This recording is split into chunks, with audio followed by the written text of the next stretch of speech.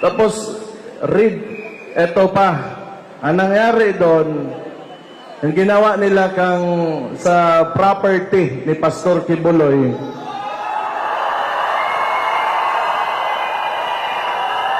ito, this is a very recent one.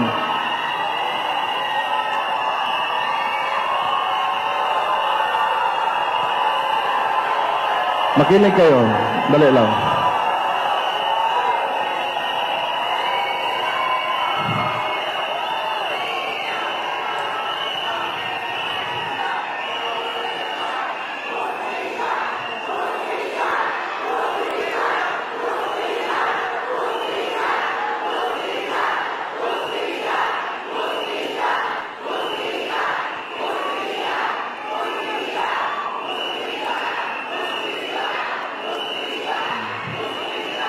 Tama talaga.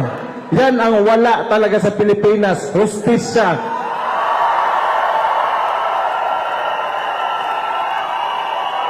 Mr. President, pakinggan mo yung mga tao mo.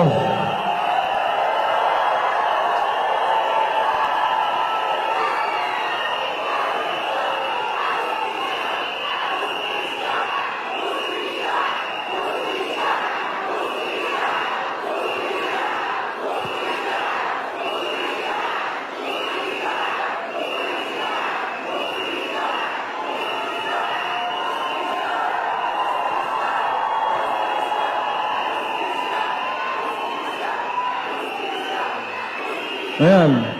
Oh, kaninong kagagawan to? Huwag niyo sabihin yung regional director. Oh, huwag niyo sabihin ako. Huwag niyo sabihin yung Chief PNP. Tatlong rehiyon ng mga police andon just to apprehend one person. Excessive show of force talaga. What? Are you trying to intimidate us? Mahiya naman kayo. Ang mga tao ang naglagay sa inyo dyan.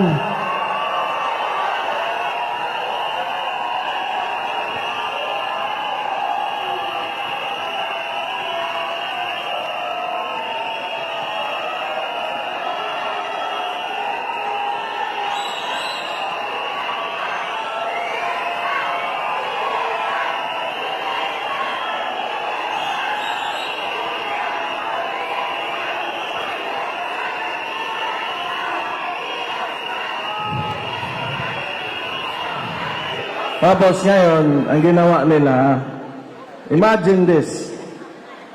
Pagkatapos ng mangyari yon, hindi siguro nila nakuha yung gusto nila, nirelieve nila yung mga polis na sila rin naman nag-utos.